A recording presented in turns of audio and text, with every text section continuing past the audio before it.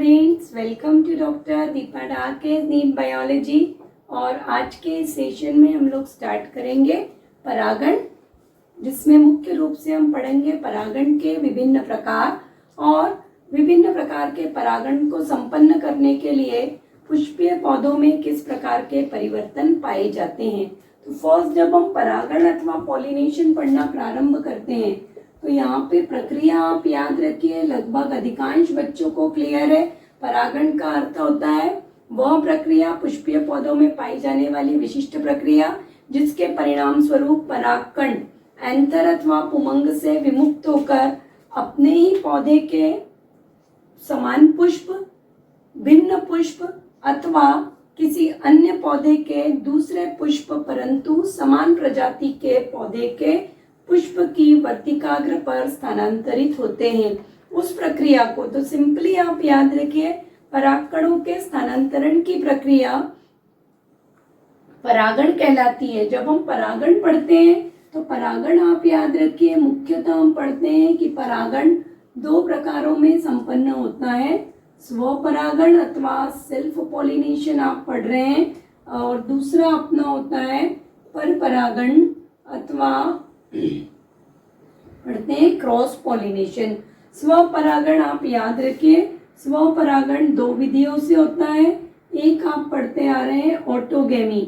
Autogamy मतलब परागण की प्रक्रिया जब एक ही पुष्प में संपन्न होती है तब उसको हम ऑटोगेमी अथवा स्वपरागण कह रहे हैं। ऑटोगेमी में याद रखिए, सामान्य रूप से आप कहते हैं स्वजात पुष्पी परागण, अर्थात एक ही पुष्प जो कि पुष्प द्विलिंगी है, उस द्विलिंगी पुष्प में ही परागण की प्रक्रिया संपन्न होती है। इस प्रकार के पुष्प सदैव बंद होते हैं और बंद पुष्प को ऑटोगेमी जब भी उपस्थित होगी, पुष्प आप याद रखिए क्लिस्टोगैमस प्रकार के पुष्प पाए जाते हैं। दूसरा प्रकार आप यहाँ पर पढ़ते हैं जीटोनोगेमी। जीटोनोगेमी का मीनिंग है कि परागण की प्रक्रिया दो भिन्न पुष्पों में संपन्न हो रही है, परंतु दोनों ही पुष्प एक ही पौधे पर निर्मित होते हैं। तो एक ही पादप के दो भिन्न पुष्पों में जो प्रक्रिया पाई जाती है उस प्रक्रिया को, परागण की उस प्रक्रिया को जीटोनोगेमी कहते हैं।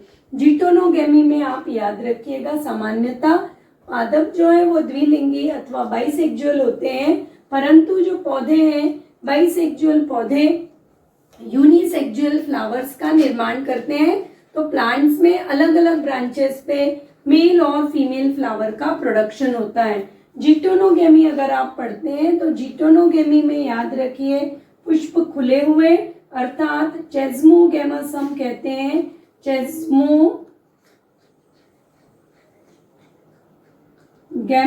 प्रकार के खुले पुष्प, चेस्मोगैमस प्रकार के पुष्प उपस्थित होते हैं। और दूसरा स्वपरागण होने के पश्चात भी जीटोनोगेमी में याद रखिए वायु अथवा कीटों की आवश्यकता होती है।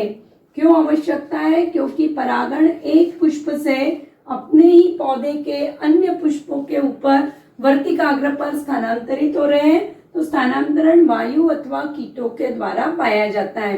तो ये पार्ट आप याद रखिए। ऑटोगेमी ओरिजिनली जो स्वपरागण है उसे हम ऑटोगेमी कहते हैं। एक ही पौधे के दो भिन्न पुष्पों में परागण की प्रक्रिया जब उपस्थित है तब उस प्रक्रिया को हम जीटोनोगेमी कहते हैं। ये पार्ट याद रखिए।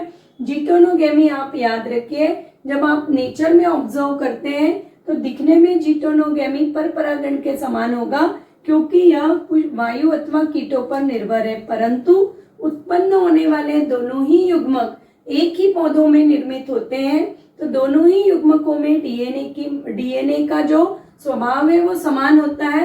अतः वास्तविक रूप में जीटोनोगेमी याद रखिए क्या है आपका, जीटोनोगेमी हम कह रहे हैं कि जीटोनोगेमी मुख्य रूप से स्वपरागण का उदाहरण होता है। अब इसमें देखिए दोनों ही ऑटोगेमी और जीटोनोगेमी जब आप पढ़ेंगे तो दोनों ही इसमें डीएनए पीढ़ी दर पीढ़ी समान रूप से स्थानांतरित हो रहा है।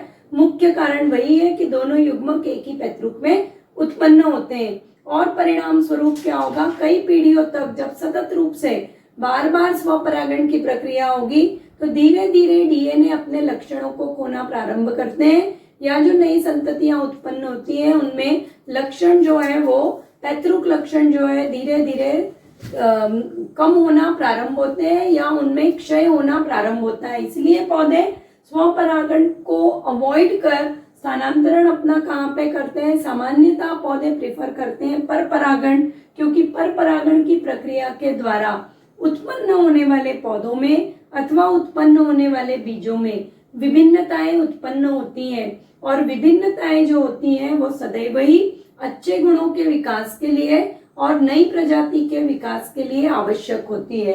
तो परपरागण अगर आप पढ़ रहे हैं तो परपरागण में आप याद रखिए, परपरागण मीन्स एक ही प्रजाति के दो भिन्न भिन्न पौधों के भिन्न भिन्न पुष्पों के मध्य पाई जाने वाली परागण की प्रक्रिया परपरागण कहलाती है। अब यहाँ पे क्लियर रखिए, ये प्रक्रिया एक ही पौधे में हो रही है, ऑटोगेमी पौधे के एक ही पुष्प में, जिटोनोगेमी एक पौधे के दो अलग अलग पुष्पों में, क्योंकि पुष्प यहाँ पे यूनिसेक्सुअल हो गए। परपरागण सामान्यतः बाइसेक्सुअल अथवा यूनिसेक्सुअल दोनों प्रकार के पुष्पों में उत्पन्न हो सकता है। तो मुख्य रूप से याद रखिएगा, एक आप पढ़ते हैं जीनोगेमी। जीनोगेमी का मीनिंग होता है कि जब पुष्प बाइसेक्सुअल है, और बाइसेक्सुअल प्लांट भी बाइसेक्सुअल है, फ्लावर भी बाइसेक्सुअल है, परंतु उन बाइसेक्सुअल फ्लावर्स ने स्वपरागण को अवॉइड करने के लिए या रोकने के लिए कुछ विशिष्ट प्रकार की युक्तियों को उपयोग किया है, जिसके कारण उनके दोनों ही युग्मक भिन्न भिन्न समय पर परिपक्व हो रहे हैं। एंथर और स्टिग्मा जो उपस्थित है उनका जो सतह एक सतह पर उपस्थित न होके एंथर के तंतुओं की लंबाई बहुत अधिक बढ़ गई है या वर्तिका की लंबाई बहुत अधिक बढ़ गई है। तो अलग अलग प्रकार की युक्तियां पौधे प्रयुक्त करते हैं और जीनोगेमी को प्राप्त करते हैं। जीनोगेमी मीन्स परपरागण का वह प्रकार जिसमें आप याद रखिए, जिसमें पुष्प व पादप बाइसेक्सुअल होते हैं, ये पार्ट याद रखिए। जबकि ट्रू क्रॉस पॉलिनेशन अगर आप पढ़ रहे हैं तो ट्रू क्रॉस पॉलिनेशन को हम कहते हैं एलोगेमी। एलोगेमी में याद रखिए, एलोगेमी मुख्य रूप से आप पढ़ते हैं पपाया के प्लांट्स में, जहां पर पादप व पुष्प दोनों यूनिसेक्सुअल होते हैं। मतलब एक प्लांट जो होगा वो मेल प्लांट है, वो केवल मेल फ्लावर का प्रोडक्शन करता है। दूसरा प्लांट फीमेल प्लांट, वो केवल फीमेल प्लांट का प्रोडक्शन करेगा। मेल प्लांट से मेल फ्लावर से परागकण स्थानांतरित होते हैं फीमेल प्लांट में डेवलप होने वाले फीमेल फ्लावर्स की वर्तिकाग्र तक। तो ये डिफरेंस याद रखिए, यहाँ पे बाइसेक्सुअल है प्लांट, फ्लावर बाइसेक्सुअल है। कुछ युक्तियों का उन्होंने उपयोग किया है जिनके द्वारा वो स्वपरागण को अवॉइड कर रहे हैं और परपरागण की प्रक्रिया को संपन्न करते हैं। यहाँ पर वास्तविक रूप में परपरागण पाया जाएगा क्योंकि पौधा प्लस फ्लावर जो है वो कैसे हैं आपके यूनिसेक्सुअल है।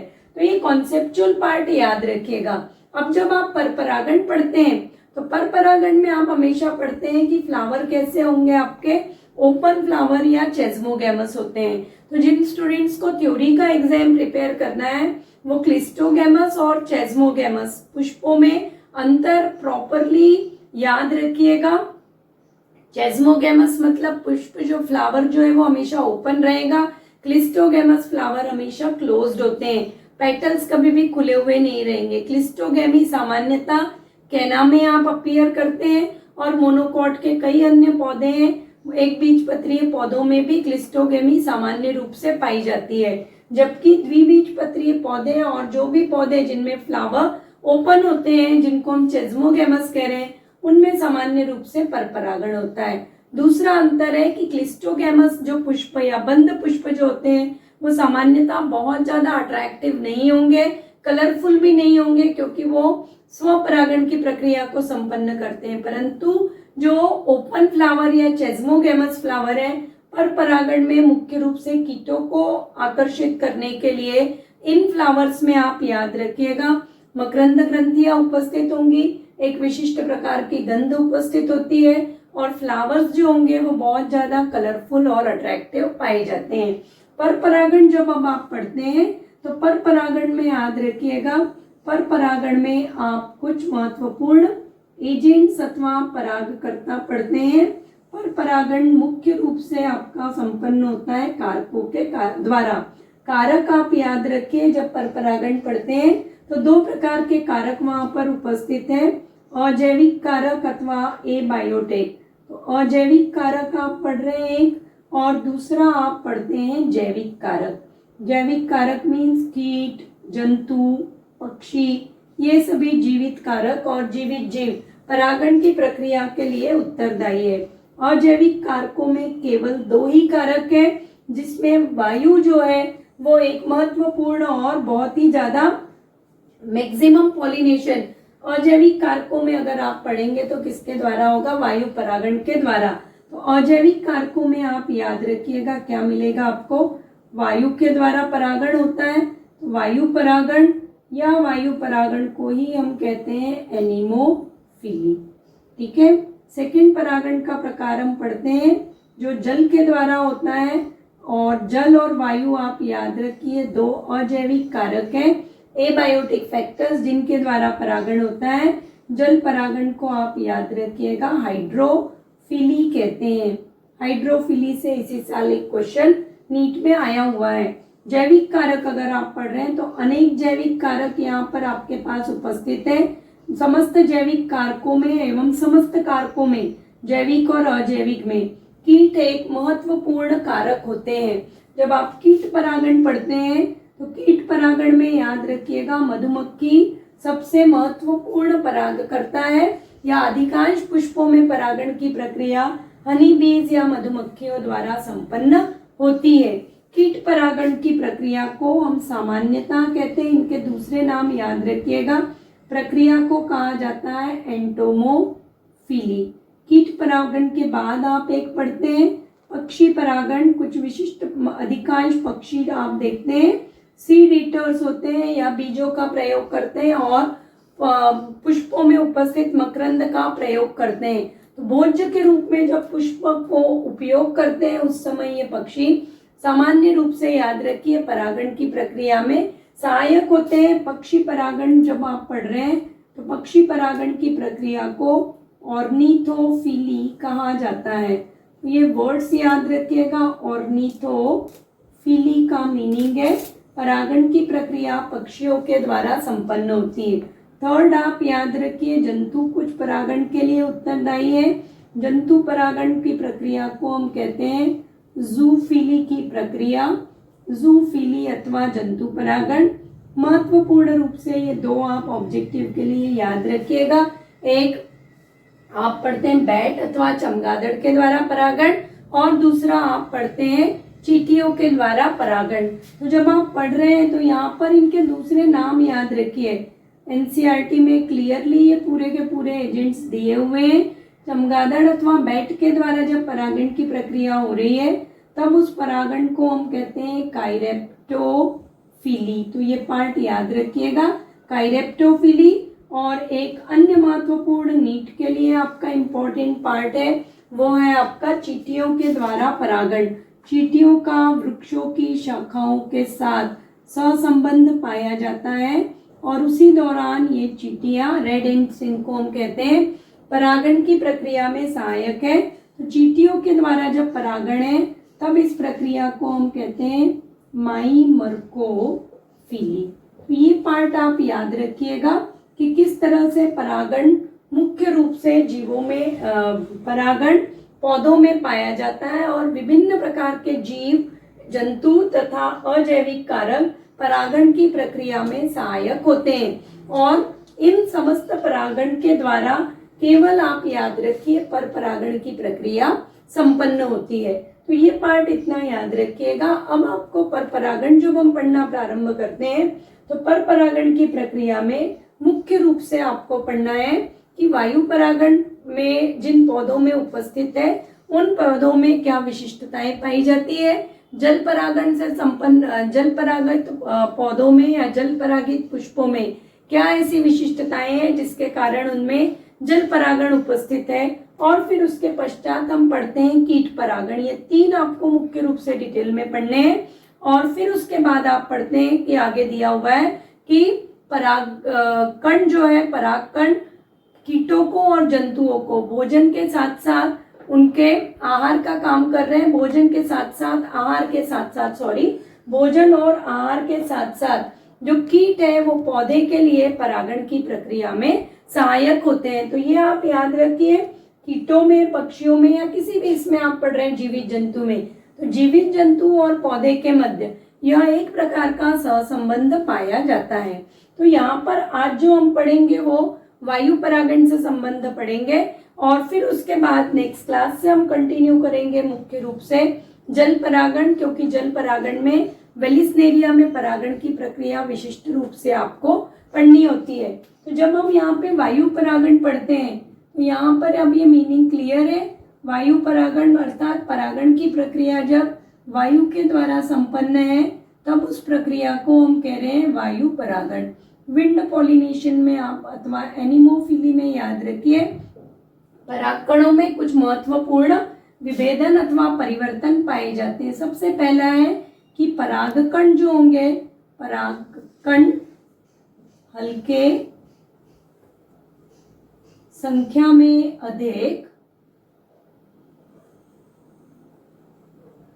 तथा पोलेन किट्टविहीन होते हैं। पोलेन किट्टविहीन का मीनिंग होता है कि परागकण चिपचिपे नहीं होंगे। परागकण आपके कैसे होंगे? ड्राई होते हैं, स्टिकी, नॉन स्टिकी परागकण। नॉन स्टिकी मीन्स चिपचिपे। तो आपके चिपचिपाहट जो है वो परागकणों की बाह्य भित्ति पे पूर्णतः अनुपस्थित है, क्योंकि पोलेन किट्ट जो है पूर्ण रूप से अनुपस्थित होते हैं। दूसरा, परागकण अत्यधिक असंख्य मात्रा में निर्मित किए जाते हैं।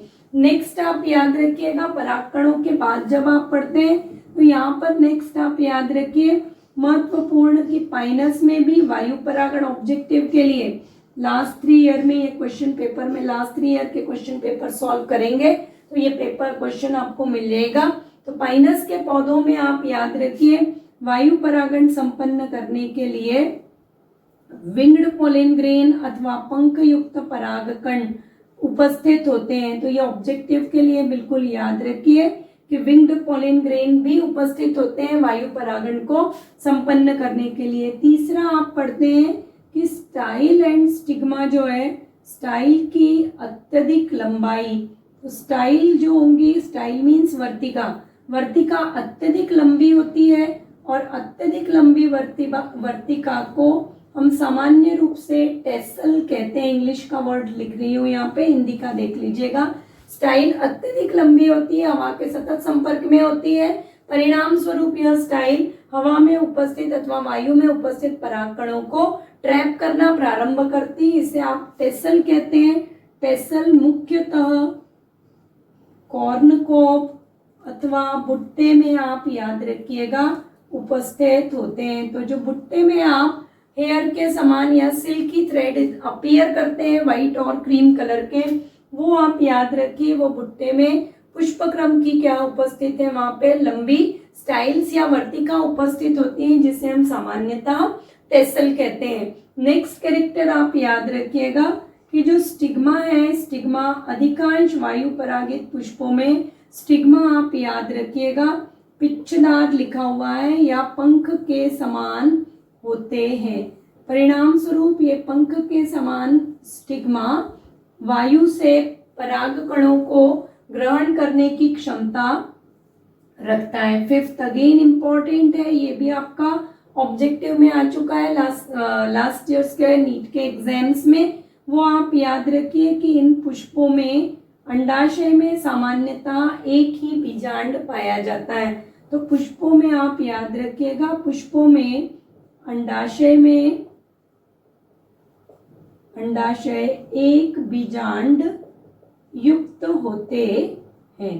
तो ये पार्ट आप याद रखिएगा कि अंडाशय एक बीजांड युक्त होते हैं। ये किसका मुख्य लक्षण है? वह पौधे जिनमें वायु परागण की प्रक्रिया सामान्य तौर पे पाई जाती है। अगर आप इसका एग्जाम्पल पढ़ते हैं तो एग्जाम्पल में याद रखिए, घास कुल के पौधों में आप सामान्यतः वायु परागण की प्रक्रिया देखते हैं। अब अगर घास कुल के पौधे आप देखते हैं तो राइस, वीट, फिर गन्ना आप पढ़ रहे हैं या शुगर केन हम लिख रहे हैं, ये सभी पौधे, मक्का, ये सभी के सभी पौधे जो हैं ये आपके घास कुल के श्रेणी में आते हैं। इन सभी पौधों में आप याद रखिएगा मुख्य रूप से वायु परागण, पर परागण उपस्थित है और पर परागण किसके द्वारा संपन्न होता है? वायु परागण के द्वारा संपन्न होता है। तो ये इतना पार्ट आप याद रखिएगा। नेक्स्ट क्लास में, क्योंकि आज इंट्रोडक्शन कंप्लीट किया है हम लोगों ने, तो कंप्लीट परागण हम नहीं कर पाएंगे, 2 क्लासेस रिक्वायर्ड होती है, क्योंकि मैं केवल कोर्स को या टॉपिक्स को एनीहाउ समाप्त नहीं करना चाहती हूँ। जो भी कॉन्सेप्चुअल पार्ट है वो आप पूरा क्लियर करते जाइए, तब अगर आप नीट के लिए फोकस कर रहे हैं तब आप नीट को प्रॉपर, नीट के एग्जाम में मैक्सिमम मार्क्स स्कोर कर सकते हैं, ठीक है। सेकेंडली, जिन स्टूडेंट्स को बोर्ड का एग्जाम देना है तो वो 2-3 क्वेश्चन इससे प्रिपेयर करेंगे। एक तो क्लिस्टोगैमस और चेस्मोगैमस फ्लावर में 2 मार्क्स का क्वेश्चन आता है। सेकेंड क्वेश्चन आपका आता है 4 मार्क्स का कि स्वपरागण एवं परपरागण में अंतर स्पष्ट कीजिए, डायरेक्ट क्वेश्चन से ये। और एक हम लोग जो नेक्स्ट सेशन में पढ़ेंगे जल परागण, क्योंकि जल परागण बहुत डिटेल में पढ़ना है। वेलिस्नेरिया के पौधे में थ्योरी में वही क्वेश्चन आता है कि वेलिस्नेरिया के पुष्प में जल परागण की प्रक्रिया को समझाइए।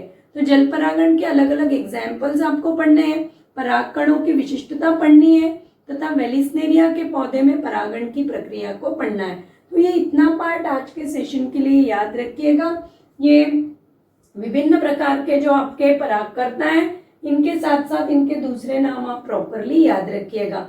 बेट्स के द्वारा या चमगादड़ के द्वारा अगर पढ़ रहे हैं तो एडेंसोनिया और काइजेलिया 2 पौधे हैं जिनमें परागण जो वृक्ष है एक्चुअली वो, तो ट्रीज जिनमें कि परागण, ये क्वेश्चन क्योंकि आ चुका है कि निम्नलिखित में से किस युग्म के पौधों में परागण बेट्स के द्वारा होता है। तो एडेंसोनिया एंड काइजेलिया के वृक्ष याद रखिए, परागण की प्रक्रिया किसके द्वारा संपन्न करते हैं? चमगादड़ के द्वारा। तो ये इतना पार्ट आज के सेशन तक हम डिस्कस करते हैं। नेक्स्ट सेशन में इसके आगे का पार्ट और विभिन्न प्रकार की क्रॉस फर्टिलाइजेशन या क्रॉस पॉलिनेशन के लिए जो पौधे युक्तियां उत्पन्न करते हैं उन युक्तियों को हम स्टडी करेंगे। तब तक नेक्स्ट सेशन तक मोटिवेट रहिए, हार्डवर्क करते रहिए। जो न्यू स्टूडेंट ज्वाइन करेंगे उन सभी को मैं कहूंगी कि kindly subscribe my channel, like my videos and share my videos.